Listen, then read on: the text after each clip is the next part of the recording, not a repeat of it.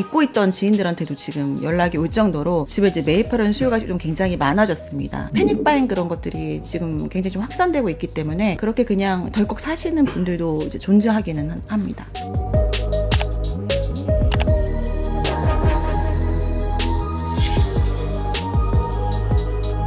리스크가 있다라고 보고 있습니다. 이대로 간다면 지속적으로 상승은 하겠지만 생각보다 그 상승폭이 뭐 20년도나 21년처럼 크지는 않을 수 있다라는 걸 좀 예상할 수 있는 부분일 것 같습니다. 특히나 그 가운데 전세보증금을 끼고 매입하신다거나 대출을 받을 수 있는 최대한으로 받아서 매입을 하는 경우라면 조금 이제 진정하시고 다음 기회를 보시라고 말씀을 드리고 싶습니다. 뭐 서울 주간 아파트 가격이 사실 5개월 이상 계속해서 상승 추세를 지금 보이고 있어서 추세적인 상승에 거의 가까워지고 있는 상황이고요. 다만 이제 3주 연속으로 계속 상승폭이 확대가 됐었는데 이번에 이제 약간은 상승폭이 축소됐다라는 거는 조금 주의 깊게 봤습니다. 지역별로 봤을 때도 성동구나 서초구 일부 지역들은 전주보다는 올랐지만 대부분의 지역들이 지난주보다는 그래도 상승폭이 축소가 됐더라고요. 그리고 또 하나 눈에 띄는 부분은 지금 서울 전역에서 노도강이라고 불리는 3개의 지역만 누적으로는 마이너스거든요. 근데 그 중에서 이제 노원구 같은 경우가 이번 주에 0.1% 확대가 되면서 누적으로 0.0 보합으로 이제 돌아선 부분들이 좀 눈에 띄었습니다. 서울 안에서도 입지가 우수한 지역들과 그렇지 않은 지역들이 지금 차이가 좀 많이 나고 있는 상황인데 지금 사실 이제 5월 정도부터 서울이 전체적으로 대부분 상승세로 돌아선 상황이에요. 근데 6월부터 이제 그게 굉장히 과열되는 양상을 띠고 있어서 최근 들어서는 저도 잊고 있던 지인들한테도 지금 연락이 올 정도로 집에 이제 매입하려는 수요가 좀 굉장히 많아졌습니다. 근데 그렇다고 해서 뭐 전세보증금을 낀 갭투자라던가 아니면 투자나 투기 수요까지 움직이고 있는 상황은 아닌 것 같고요. 무주택자나 갈아타기를 하려고 이제 기다리고 있던 분들, 좀 저가로 매수를 하려고 했던 분들이 생각보다 시장이 빠르게 올라가고 있으니까 최근 들어서 좀 조급한 마음들이 많이 드는 그런 부분일 것 같고 특히 이제 마용성 지역이 올해는 가장 많이 올랐어요. 근데 그 이유가 강남 3구 같은 경우들은 지금 여전히 좀 규제 지역으로 묶여 있는 부분이 있고 그리고 대출을 어느 정도 받을 수는 있지만 대출이 거의 무의미할 정도로 집값이 좀 굉장히 높은 편이라서 최근에 이제 내 집 마련을 하고 매입을 하는 수요들이 또 3040 비중이 굉장히 높거든요. 그래서 그런 분들이 매입하기엔 사실 상대적으로 훨씬 좀 부담이 있긴 하니까 좀 입지도 좋으면서 가격이 좀 떨어져 있는 마용성 위주로 주택을 많이 매입을 했던 것 같고 근데 사실 최근 들어서는 이제 그 지역들이 굉장히 많이 올라가다 보니까 마용성에서 또 지역적으로 확장이 되면서 한강변 쪽으로 지금은 이제 조금 더 빠르게 옮겨가고 있는 상황입니다. 예, 그렇게 전반적으로 서울 시내 아파트 가격이 빠르게 올랐고 또 오르고 있는데 증가폭이 꺾였다는 부분이 눈길을 끌었다 그렇게 말씀해 주셨거든요. 네. 그건 어떻게 해석을 해야 되는 걸까요? 근데 지금까지는 1주차이기 때문에 사실 주간 단위는 큰 의미는 없잖아요. 그래서 추세적인 것들을 계속 지켜보긴 해야 될 텐데 이게 투자나 투기 수요가 진입을 지금까지 하지 않는 걸로 좀 느껴지는 부분들은 사실은 여전히 대부분의 경제적인 전망들은 어둡기 때문에 리스크하다라고 보는 그런 수요자들도 많은 상황이긴 하거든요. 그래서 사실은 지금 전세값이 좀 상당히 많이 오르고 있고 전세에 대한 물량이나 또 신축에 대한 물량들이 당분간은 지속적으로 좀 안 나올 거로 예상이 되니까 그런 분들이 빠르게 매수를 하고 있는 상황이라서 이게 이대로 간다면 지속적으로 상승은 하겠지만 생각보다 그 상승폭이 뭐 20년도나 21년처럼 크지는 않을 수 있다라는 걸 좀 예상할 수 있는 부분일 것 같습니다.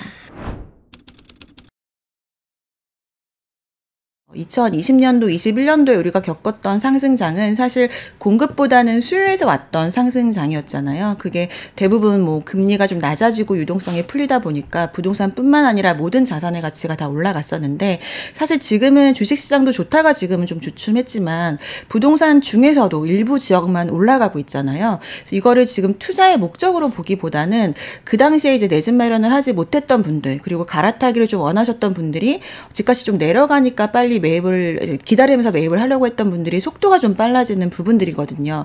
그 이유가 지금은 수요라기보다는 사실 공급에서 왔다라고 좀 봐야 될 것 같고요.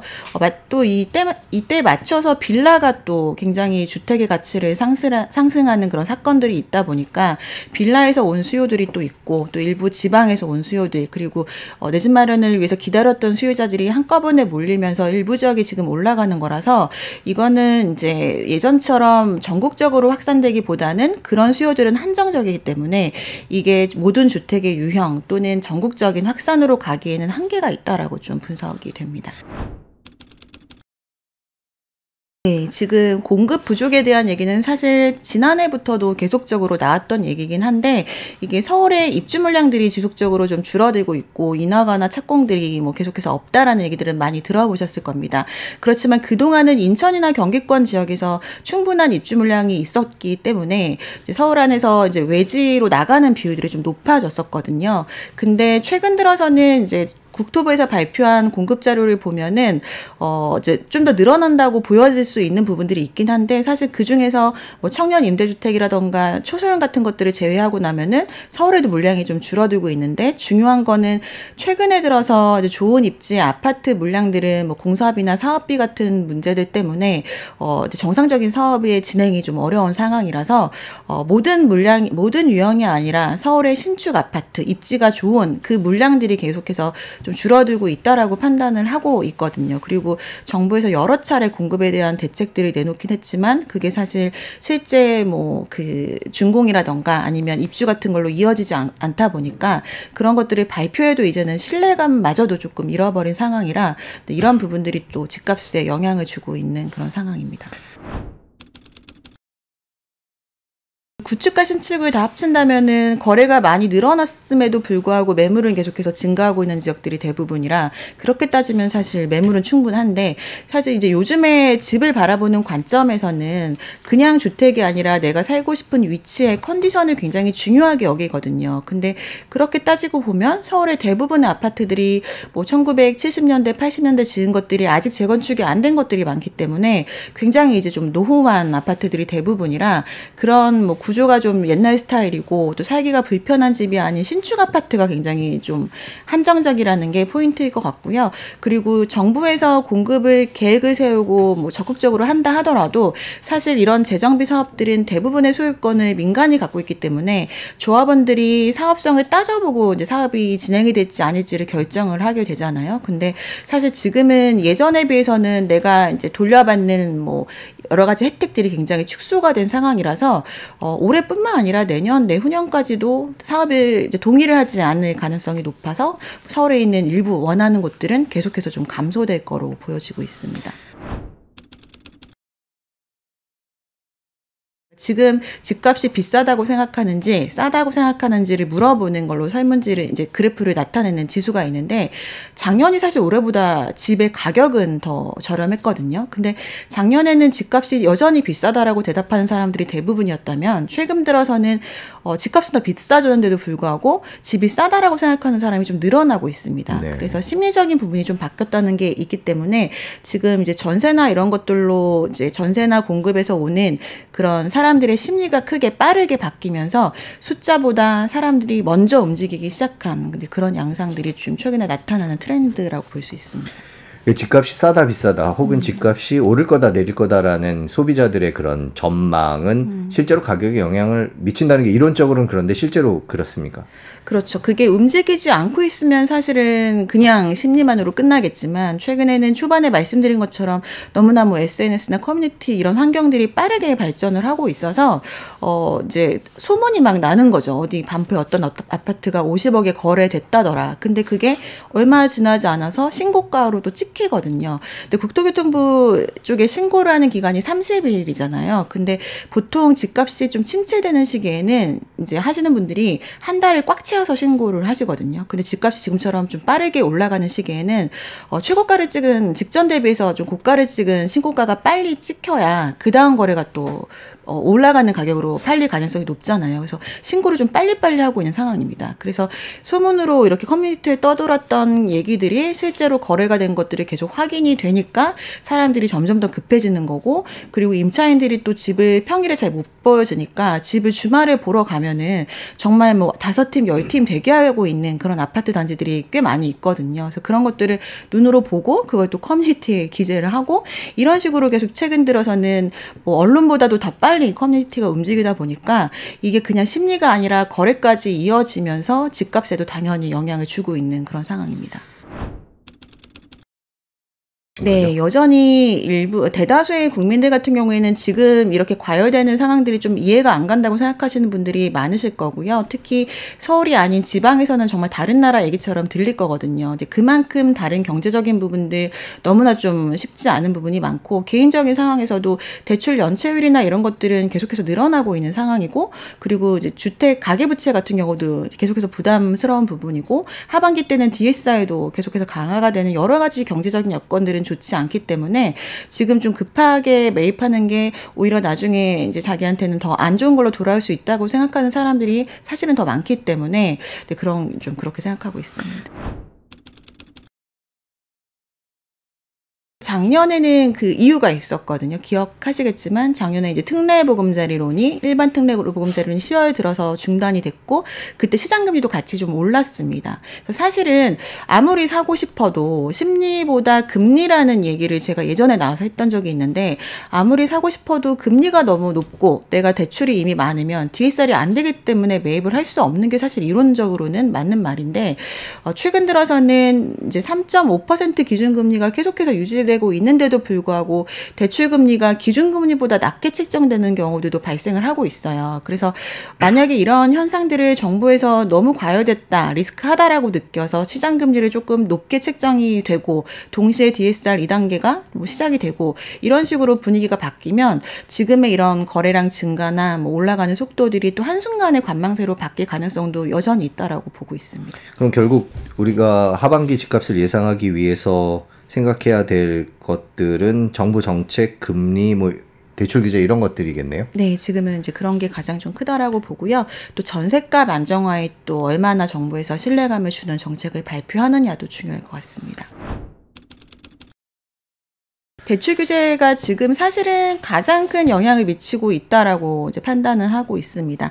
작년 같은 경우에는 특례보금자리론이 뭐 소득에도 상관없고 금리도 이제 좀 낮게 주다 보니까 많은 분들이 그걸 통해서 내 집 마련을 했었잖아요. 그리고 네. DSR이라는 게 어쨌든 소득이 대부분 늘어나지 않는 상황이라서 뭐 부채가 이제 고정돼 있다고 생각을 한다면 금리에 따라서 받을 수 있는 규모들이 달라질 수 있기 때문에 사실은 금융 정책이 지금은 시장에 가장 큰 영향을 미치고 있다라고 이제 보고 있고요.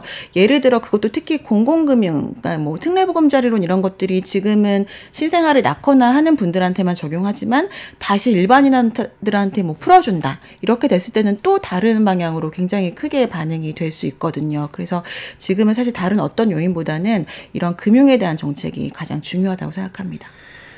오늘 새벽에 있었던 FOMC에서 9월쯤에는 미국이 금리 인하를 할 수도 있다라는 사인을 보냈는데요. 네. 우리나라도 어떻게 전망을 하십니까? 하반기 금리를. 저는 이제 금리 전문가는 아니긴 해서 뭐 확언은 할 수는 없겠지만 어쨌든 미국에서 금리 인하가 있다라고 한다면 이제 국내도 올해 따라서 같이 내릴 거라고 전망하는 분들이 더 많은 걸로 알고 있고요.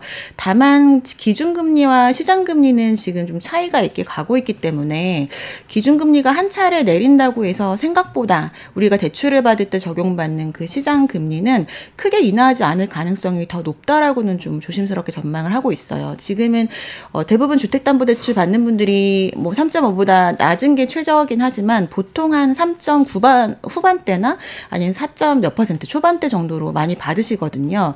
근데 이제 기준금리가 한 차례 내려간다라고 치면은 이제 3.15, 2호 정도 될 수 있잖아요.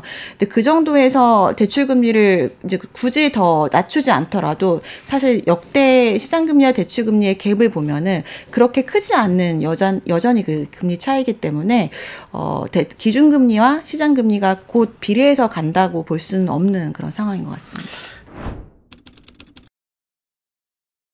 지금 거래량도 제가 한번 좀 봤더니 6월까지 나온 국토부 자료를 보면은 전국적으로는 1, 2월이 3만 건대 정도고 3월부터 6월까지는 4만 건대 유지를 하고 있거든요. 근데 서울 같은 경우만 1월이 뭐 2천 건대 정도인데 6월이 6천 건이 넘게 찍혔어요. 그리고 7월 같은 경우에는 아직 다 신고가 안 됐지만 6월과 유사하거나 그거보다 더 많은 이제 거래량이 나타날 걸로 보여지고 있거든요. 그래서 서울만 굉장히 좀 거래량이 빠르게 늘어나서 거의 이제 집값이 굉장히 이렇게 올랐던 2020년도 12월 이후로 이렇게 6천 건대 찍힌 거는 거의 최초로 좀 알고 있습니다. 그러면 계속 늘어날까요? 어떻게 보세요? 하반기에. 거래량이 저는 이제 여기서 더 드라마틱하게 막 증가하기보다는 이 정도 수준에서 유지하거나 오히려 조금 감소할 가능성이 높다라고 생각은 돼요. 왜냐하면 지금 이제 거래하신 분들을 그 연령대별로 보면은 대부분 30, 40 세대들이 서울 전역으로 봤을 때는 50% 넘게 매입을 하셨거든요. 그리고 지금 가장 많이 오른 뭐 성동구 이런 지역들은 90% 넘게 3040 분들이 매입을 하셨더라고요. 지난달 같은 경우는.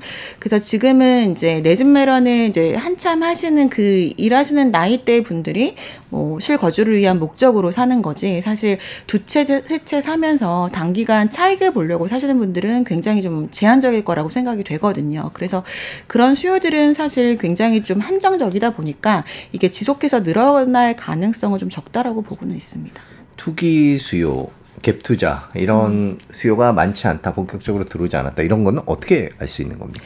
그냥 이제 그 거래를 봤을 때 외지인 비중이 얼마나 많이 있는지 뭐 그렇게 보는 게 있고 또 시장 환경들을 좀 보면 유추할 수가 있는데 최근엔 사실 이제 올해 들어서 갑자기 가격이 급등을 했던 거고 주택 가격을 지금 매입을 하는 분들도 이게 계속해서 늘어날 거라기보다는 이제 지금 좀 떨어지고 그나마 괜찮은 가격일 때 이제 사두는 분들이 더 많거든요. 네. 그렇지만 여전히 이제 하락할 가능성도 염두를 하기 때문에 입지가 좋은 이제 소위 똘똘한 한 채를 매입을 하시는 거거든요. 그러니까 예를 들어 이제 노도강 같은 지역들은 지금 가격이 충분히 내려가 있긴 하지만 동일한 기간대에 이것보다 좀 덜 오르거나 아니면 오히려 떨어질 수도 있다라고 생각하는 분들이 또 많이 있기도 해서 지금은 이제 투자보다는 실거주 플러스, 근데 실거주를 한다 하더라도 사실은 내 집이 떨어지길 바라고 사는 분들은 없기 때문에 어느 정도 자산의 이제 가치를 생각하고 올라갈 만한 거를 매입을 하시잖아요.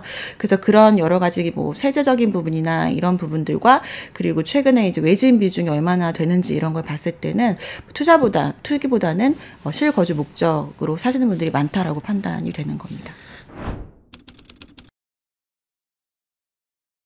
은행의 특성상 지방 고객이 가장 좀 많이 있으신데 최근 들어서 지방에 이제 세미나 같은 거나 아니면 이제 1대1 상담 같은 걸 통해서 그런 문의를 실제로 하시는 분들이 굉장히 많이 늘어나고 있고요. 그리고 특히 이제 본인보다는 자녀들이 대부분 또 서울에 계시기 네. 때문에 서울 부동산 이제 매입에 대해서 궁금해 하시는 분들이 많으세요. 그래서 예전에는 사실 지방 가서 서울 아파트 얘기하면 굉장히 좀 관심 없어 하셨거든요. 근데 최근에는 오히려 서울을 이렇게 지역적으로 설명해 드리고 서울 아파트 같은 것들을 말씀드리면은 굉장히 좀 눈이 초롱초롱해지시면서 많이 듣습니다. 그래서 관심은 굉장히 많으신데 그게 실제 매입까지는 굉장히 조심스러운 상황들은 있기 때문에 뭐 굉장히 빠르게 매입하는 속도가 늘어나는 건 아니고 굉장히 좀 대기하는 수요가 많다라고 해석을 해야 될 것 같습니다. 대부분의 자녀들이 서울에서 장기 거주할 거라고 생각하고 실거주 목적으로 매입을 하시는 거라서 잘 좀 옥석을 가려서 이제 매입을 하는 거를 추천을 드리고 있어요. 근데 최근에 오늘 있었던 사례이기도 한데 이제 어떤 아파트 단지를 예전에 물어보셔서 그것보다는 좀 다른 대안을 찾아보자고 말씀을 드렸었는데 그 동일한 분이 경기도 이제 모 아파트 미분양이 났던 단지를 이제 구경 가셨다가 덜컥 계약금을 이제 뭐 3천만 원 넣으시고 이제 매입을 하셨더라고요. 그래서 지금 이제 약간 보시면서 신중하게 결정을 해야 된다라고 말씀을 드림에도 아까 저희가 얘기 나눴던 패닉 바잉 그런 것들이 지금 굉장히 좀 확산되고 있기 때문에 네. 그렇게 그냥 덜컥 사시는 분들도 이제 존재하기는 합니다. 그 패닉 바잉을 해야 돼. 뭐 오늘이 제일 싸다. 뭐 그때 패닉 바잉이 나왔을 때 그런 기사들이 많이 나왔었는데 지금 그런 상황은 아니다라고 보고 계신 거죠? 네, 리스크가 있다라고 보고 있습니다. 네. 맞습니다. 그 청약이 3건 있었던 날, 뭐 대국민 청약의 날 이래서 굉장히 많은 것들이 또 온라인에 돌아다니고 했던 걸로 알고 있는데, 그런 일들이 과거에는 사실 집값만 올라갈 때는 정말 자고 일어나면 집값이 몇 천만 원 뛰어 있고 그랬었잖아요. 근데 지금은 모든 아파트가 그렇지 않기 때문에 오히려 역으로 그게 좀 드문 일이기 때문에 더 많이 몰린다고 해석이 돼야 될 것 같아요. 그래서 지금 서울도 외곽 지역 같은 경우들은 분양이 그렇게 성공적이지 않은 곳들도 많고, 경기도도 서울과 가까운 지역들도 뭐 단지 수가 좀 조금이라던가 가격대가 조금 높게 느껴지면은 미분양이 나고 있는 상황이거든요. 근데 지금 말씀하신 몇 군데 단지들은 입지도 굉장히 좋지만 가격에 대한 메리트도 있는 소위 좀 확실한 물건이다 보니까 모든 분들이 이제 청약을 넣는 상황이고, 사실은 근데 부동산 시장을 전국적으로 봤을 때는 반대로 말하면은 입지가 그렇게 좋지 않고, 또 입지가 좋다 하더라도 가격이 좀 시세랑 유사하다 그러면은 굉장히 망설이는 분들이 많아서 청약시장 역시 양극화되고 있고, 오히려 청약시장은 가격까지도 영향을 미치고 있는 거라서 주택 유형과 입지와 가격에 따라서 굉장히 좀 나뉘고 있는 그런 상황입니다. 그 전에도 사실 이제 내 집 마련에 있어서는 좀 올해 초에도 제가 나와서 보시면서 하반기나 뭐 내년까지는 쭉 보시면서 저가 매물 위주로 매입을 하라라고 말씀을 드리거든요. 네. 근데 지금 이제 가장 저도 최근 들어서 애매한 질문 중에 하나가, 이제 너무 쫓기듯이 이제 연락을 하셔가지고 아파트 단지를 쭉 이제 말씀을 하시면서 이 중에 어떤 걸 매입하면 좋겠느냐 이런 질문을 굉장히 많이 하시거든요. 네. 근데 사실은 그렇게 패닉해서 사시기에는 아직까지도 좀 리스크한 시기라고 보여지고 있고요.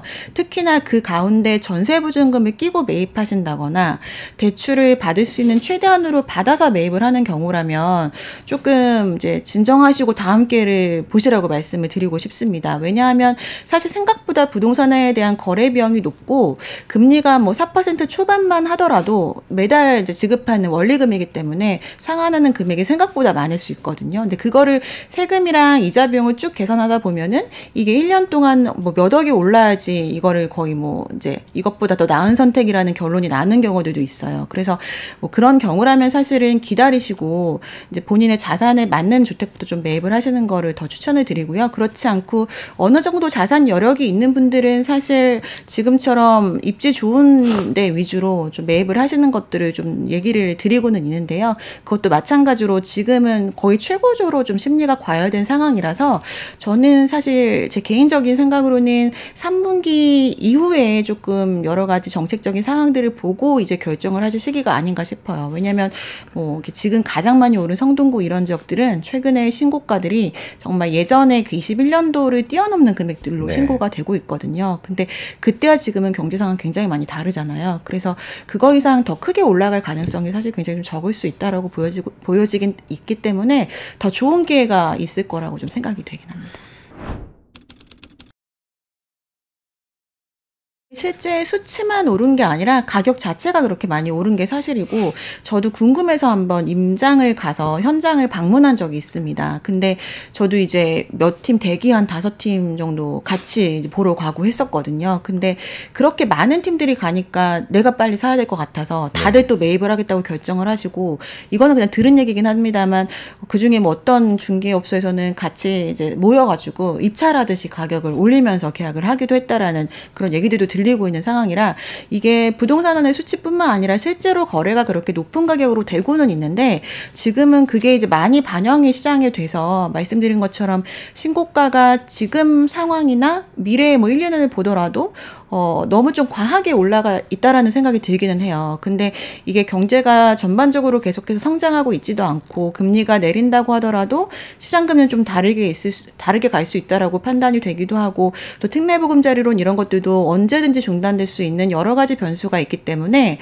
지금 마지막 기회라고 생각하시기보다는 반드시 주택 가격은 또 올랐다가 내려가고 이런 게 반복이 되거든요. 작년과 올해가 그랬고 2022년도랑 뭐 작년도 마찬가지였기 때문에 너무 과열이 됐을 때 사시기보다는 조금 떨어졌을 때 매입을 하시는 게 맞기는 해서 지금은 조금 늦었다고 할 수도 있고, 오히려 뭐 좀 더 좋은 기회가 앞으로 있을 수도 있다라고 생각하고 있습니다. 오늘 말씀 여기까지 듣겠습니다. 긴 시간 고맙습니다. 네, 감사합니다.